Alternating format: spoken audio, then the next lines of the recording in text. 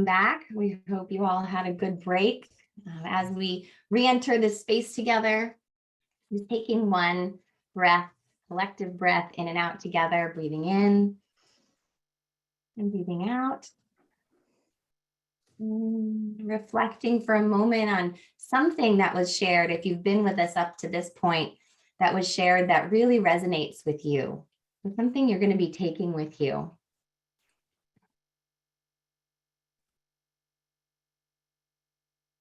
Thank you. And now we're moving into our next conversation titled The Power of Film to Inspire and Connect.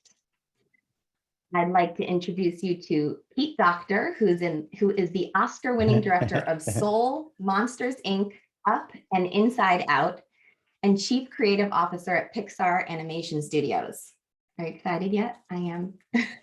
Dacher Keltner is a professor of psychology at the University of California at Berkeley, director of the Berkeley Social Interaction Lab, and serves as the faculty director of the Berkeley Greater Good Science Center. Dacher happens to have a new book coming out next year titled Awe, and Pete actually makes an appearance in the first chapter, so keep an eye out for that. Have fun, you guys. Cool. Thanks for being here. Cool. And I thought, yeah, thank you so much. I thought I would just start by, you guys have a unique friendship and connection. And I'm curious, just as we begin, what's the scientist and a filmmaker? How do they initially come together? And then I know, Dacher, you're going to take it from here, but we'd love to just know how you two kind of came together and what was that bond that you shared that made you collaborate? So Dacher, do you want to start with that? Yeah, I think I first met Pete, 15 years ago at a conference in Los Angeles. It was a scientific conference, and one of the headlines was Pete Docter. We were talking with Paul Ekman as well about facial expression, and Pete had kind of waxed scientific and poetic about how to make one eyebrow really expressive. And the thing I remember about Pete, is he was dressed like he is today, and we were waiting for the Pixar magic, and Pete booted up his PowerPoint or whatever it was, and he was actually standing on the electric cord, and nothing came on for a long time, and people were like, "What?" But yeah, and then we've just shared. My view of it, Pete, is we've shared a lot of different things, from friendships to growths of kids to beers occasionally, and it's been one of the 2 or 3 great privileges of my life to watch Pete make films. Wow. Well, I've been really happy to meet and work with Dacher, because I think we really got to know each other better and well on Inside Out. Yeah. And we were studying emotions, trying to understand and so on. And I think one of the things that really made me go, okay, there's something unique about this guy. You were a fierce defender of sadness, almost like the emotion was a character already. And I was like, oh, okay, this is important. He understands something about what we're trying to get to, and I want to know more about that. So that was pretty cool. Yeah. Well, I have 7 questions for you, Pete. And 7. All right. Yeah. You better get busy. And we love to enumerate things. So so the first, and first of all, congratulations on Soul. Seriously, what a incredible movie. When my 23-year-old daughter saw it, she said she started crying and felt like it had insights into what we're here on Earth to do. Congratulations on Kemp Powers, first African-American to get a Golden Globe in animation, I think. Yeah, I think, yeah, probably right. Yeah, he's just such a smart. I feel so lucky to work with him. He's a smart writer and a great collaborator. So that was fun. Yeah. I mean, that film was interesting because I really feel like most of our films, if you synopsize them down, are about relationships, right? You come down to like the end is, oh, why doesn't person X understand person Y? And that's the end of the movie. And this one was intentionally, I set out to say, I wonder if we can do something different, that where the revelation at the end of the movie is more about where I fit in life, in the universe. And I was not sure whether we would be able to make that emotional for people. So it felt like a pretty big risk, but I don't know whether it is emotional for most people, but it is for me. So I guess that was Yeah.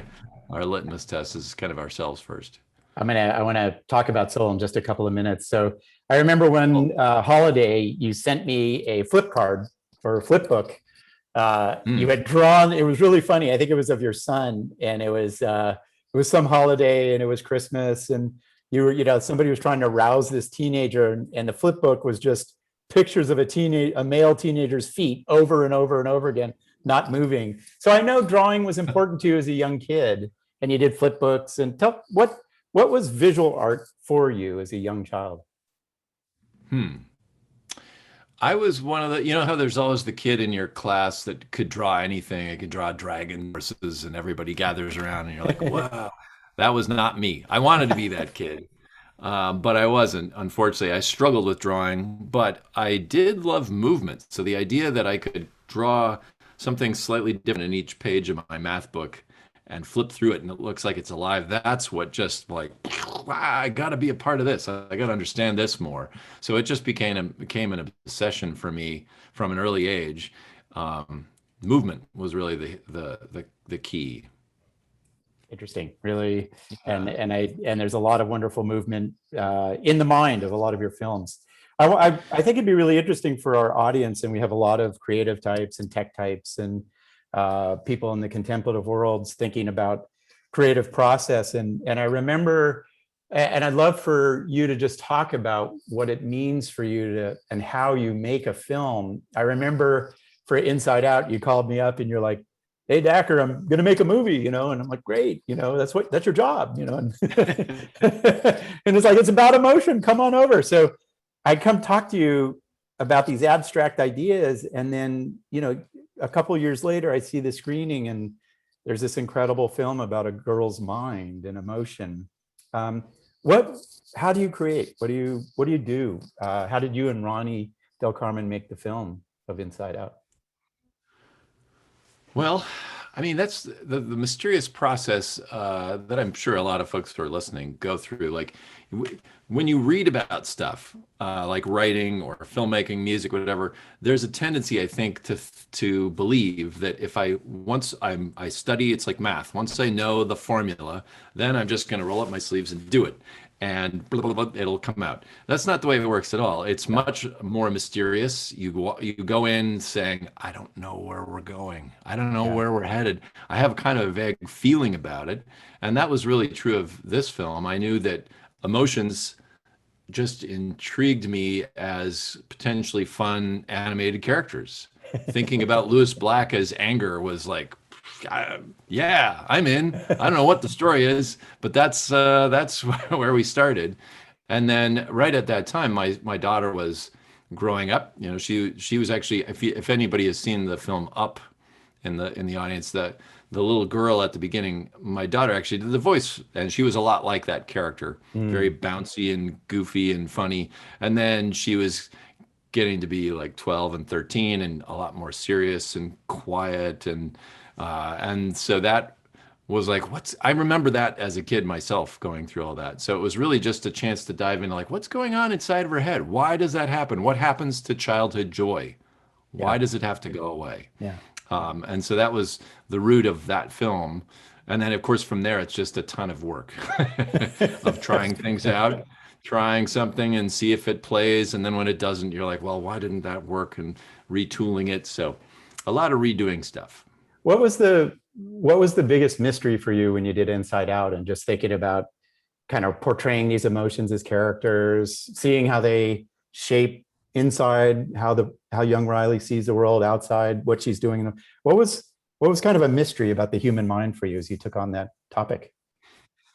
Well, I could definitely see, I mean, there were a lot of challenges, obviously. I could definitely see my way to writing for some of these characters, but I think the thing that really unlocked it for us was talking to you and to Miss Dr. Ekman, the idea that emotions have jobs and that they're there to serve the host organism, whatever you want to call the person.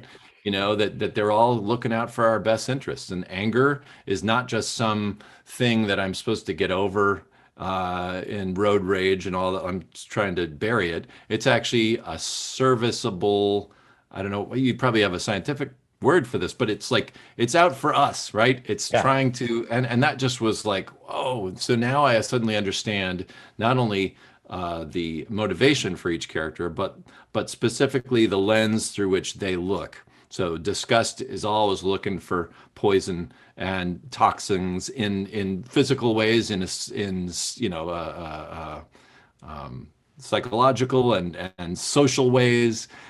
Fear is always looking out for the unknown. You know, all those kind of triggers helped us so much to unpack what those characters were all about.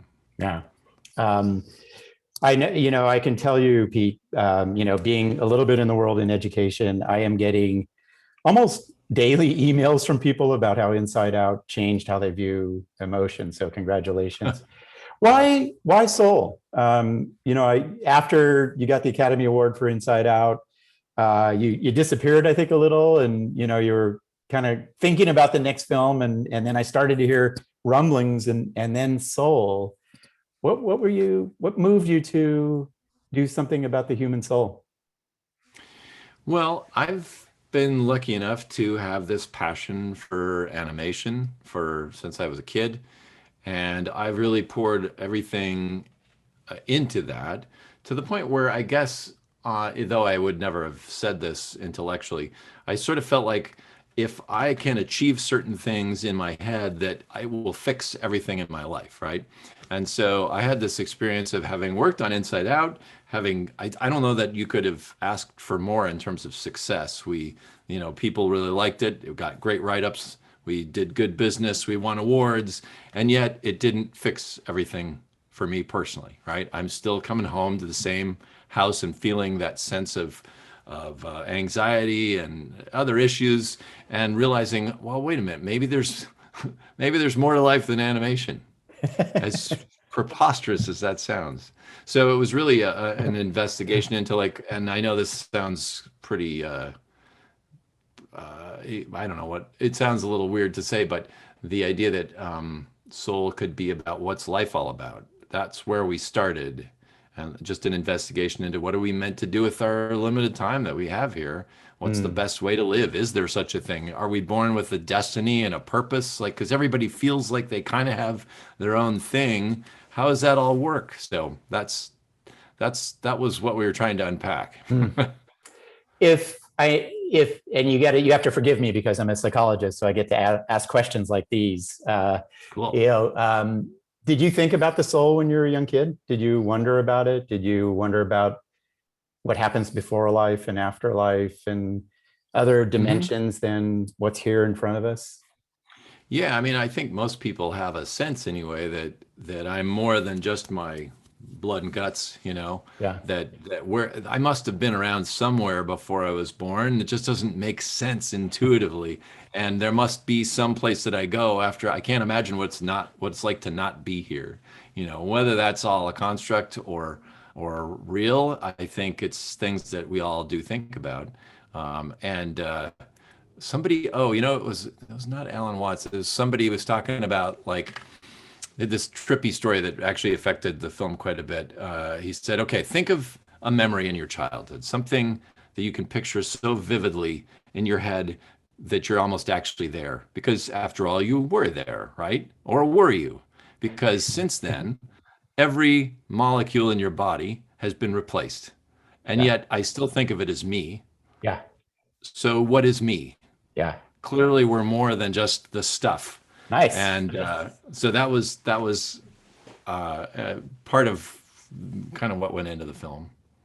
And I know you do a lot of research, and I was hearing from some of the other, Michael Fredrickson and others who are working with you on Soul, and I dropped by once or twice. You were talking to all kinds of different scholars, and what sort of, as you thought about how you would give our culture in the 21st century a visualization of the soul, if you will, or your thinking about it, what were some of the ideas that shaped that process or that thinking?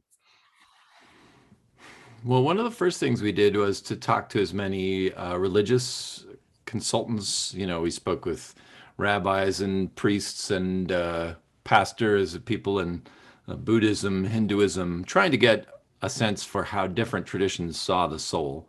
I think one of the other things that was very pivotal getting back to what I was talking about earlier, was just philosophy, high school philosophy class, thinking back to essentialism, Yeah. Plato, Aristotle, nihilism, existentialism, all those good things, and they're both, I think, from their own angle, talking about the same thing, which is what's the deal?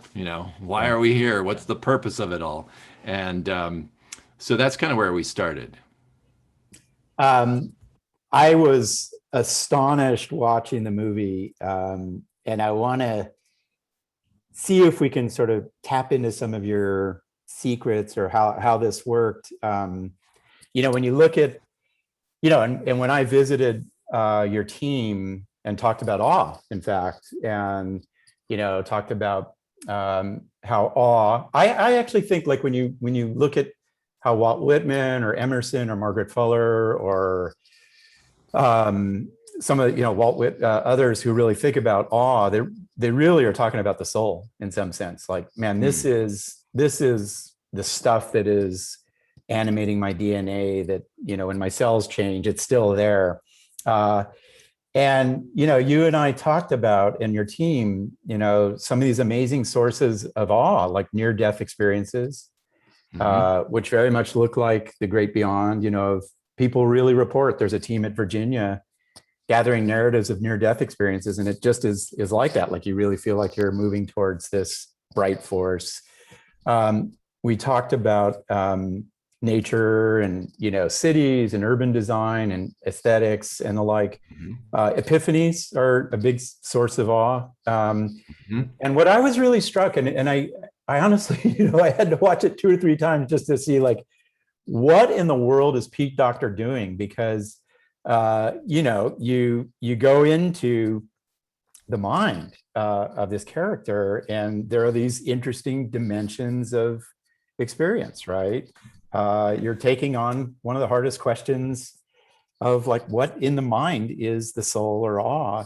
How did you approach that? When you first, like, I love how the main character, when he first lands and gains consciousness as soul, is really tiny, which kind of fits how people describe these religious epiphanies. Is like, whoa, my self disappears, and there's that little tiny character. But how did you think about the metaphysical being on a 2-dimensional screen? Well, we did read a lot of near-death experiences and try to get our heads packed around that. What do you make of it? What struck you about that? Well, there were a lot of consistencies. So you go, like, how is it that, if this is all just made up or culturally influenced, how is it that so many people have so similar descriptions of it? And not everything's identical, but there is a lot of that sort of feeling of peace drifting towards what looks like a bright light. So we were like, all right, we played around a lot, and really this is part of the fun of working at a place like Pixar, is you have these amazing artists, and I will tell them, here's the scene, this is what we're looking for, and they just come up with amazing stuff. And there are a bunch of different approaches we could have taken, but we really wanted to make sure that it played into those expectations, so people would understand quickly what we're talking about, because you're going along, the movie's happening, and there's this character, and he finally gets a gig, and then he falls into a hole, and then suddenly we're in some black space. We wanted people to put it together themselves as to what we're talking about and where we are. So that was important. I will say, and you brought up the awe of it. I felt like one of the key images for me as we were starting to put the film together was standing under the stars.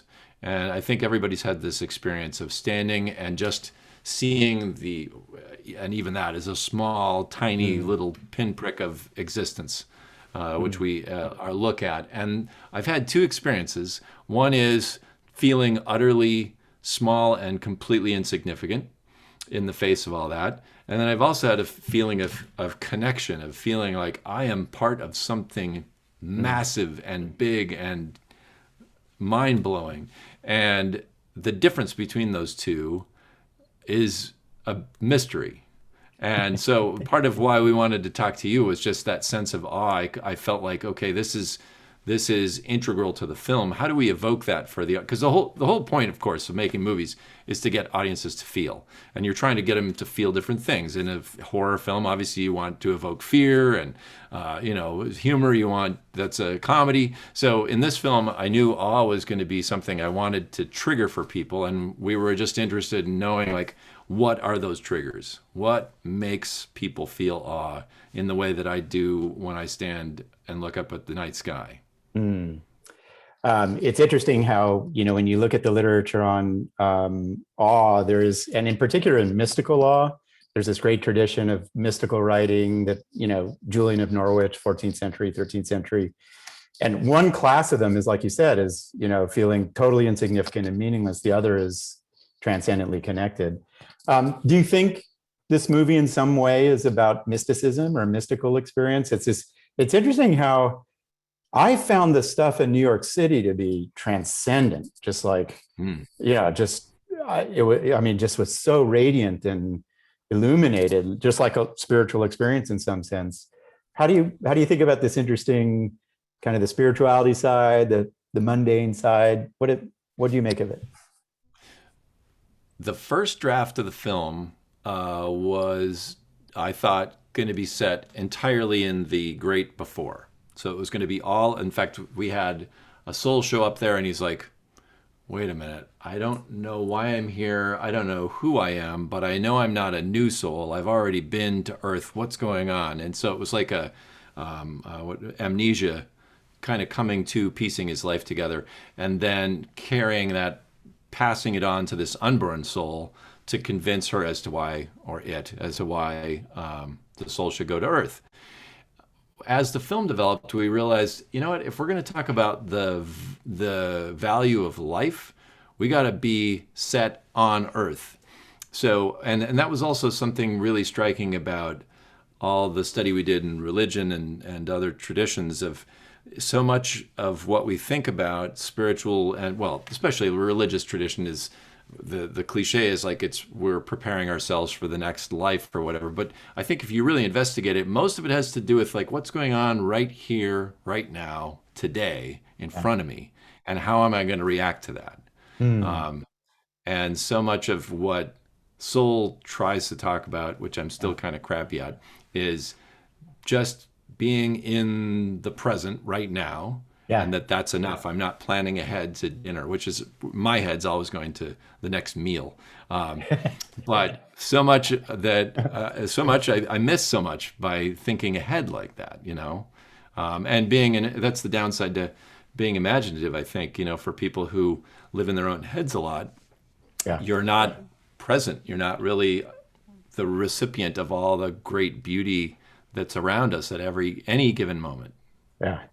I will say although you may be in your head a lot, you sure are giving a lot of present joy to a lot of people out there. I want to ask you about your experience of the conversations around the film. One of the things that really struck me, is I'd been hearing Pete's new movie was coming out, and that's always what's happening at Pixar's. Lots of conversation about Pete's new film. And then I saw the title and I was overjoyed. And it's interesting to me when we think about what it all means, right? Wisdom as this conference, or, the point of life. It's the biggest question that we ask. And in writing this book on awe, people talk about it in terms of soul, right? From, across the philosophical contemplative traditions, our great thinkers in the American tradition, like I said, like Walt Whitman felt like the soul was in the body. It was just like how we talked about it. And then it fell out of conversation, right? And when I teach at Berkeley about happiness and the point of life and get students to engage in that, it's really awkward for me to use that word soul, right? Like, because how do you measure it, or et cetera? And I feel like one of the things that your films do is they stimulate these big conversations about things that we need to rethink. And Inside Out was about sadness and, emotion. And Soul is about soul. And I'm just curious, what has it been like for you to be part of a conversation about the soul? Well, thank you. That's I feel like that's our mission, or it's a gift that I have in any way to work at a place that allows that kind of discussion, because so often you go to cartoons and it's a lot of fart jokes and animal characters running around, and then that's the end.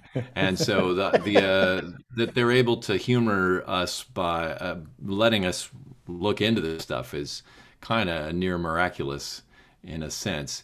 And it's been a joy. I think one of the things about the word soul that we discovered along the way, and this was in large part thanks to really a lot of learning from African American culture and understanding that soul, like I always thought of soul as like ethereal, non-physical, ascendant. It's something, it's like the bare essence of who I am. And then there's another way of reading the soul, which is like getting your fingers into the dirt, returning to home, and soul food, soul music. It's about pain and experience and all that. And I love that there's that tension built into the word, because I think that's exactly what we're talking about in the movie. Nice. Awesome. I am not sure how much more time we have, but I still have a couple of questions. Soren, I think we have time for one more question. We're going to end at the hour. So if you want one more question before 3 p.m., go for it. All right. By the way, Pete, you just gave me goosebumps. Just the idea of soul being in the earth and sky, lifting up that's cool. That's really cool. I want to ask you about Pete Docter and story. You hinted at it early, films are about relationships, but I want to press you.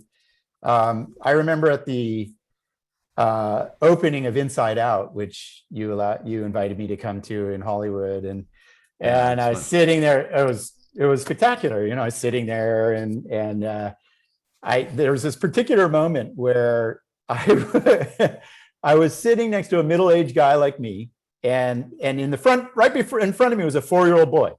And as the movie unfolded, the 4-year-old boy, like when Bing Bong disappears, he stands up and he goes, "Not Bing Bong."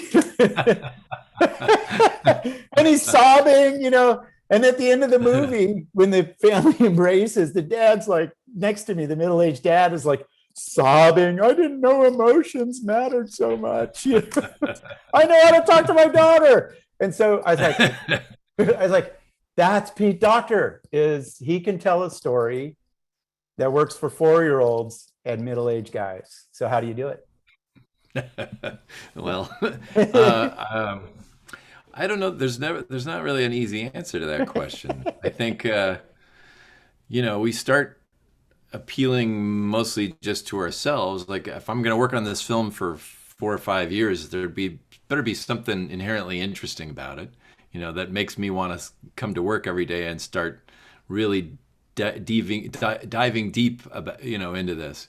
And yet, as we are working on the film where our kids are going to watch it, I think one of the keys to that is making things visual. Language is complex, and it's almost like, well, I was going to use a computer analogy. Like if you code at all, you're actually using a language which is talking to some other deeper root code, which is ones and zeros and stuff. And I think language is like that. It's a communication up here, and to get to like the deeper core stuff, you got to use music and you got to use visuals. And so if I were to tell you the story of Inside Out, and I got a lot of this when I would, early on, I'd tell people, okay, here's the story. And they'd look at you like, I don't understand. B, there's no way kids are going to get that. But if you show it to them, then that's a whole different thing. And that gets back to my initial thing of movement. It's not just like movement for movement's sake. Everything that moves has a specific reason. And unpacking that and understanding what this movement represents. If this character was trying to get over here, but now there's this in the way, how does, that's the story right there. Yeah. Pete, thanks for moving us all, man.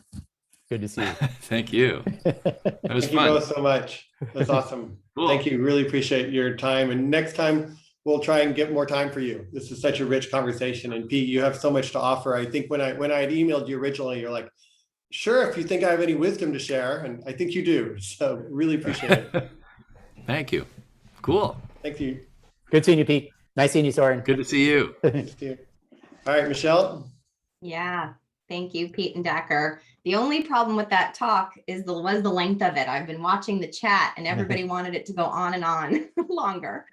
So we're gonna have a break now on the main stage, and the final breakouts of the day will be happening over the next hour. So just check your attendee access page to see where you might want to join. Otherwise, we'll see you back here at 4 o'clock Pacific Standard Time. And remember that when you're looking at your attendee access page, the time is reflected in your local time. See you soon. Enjoy.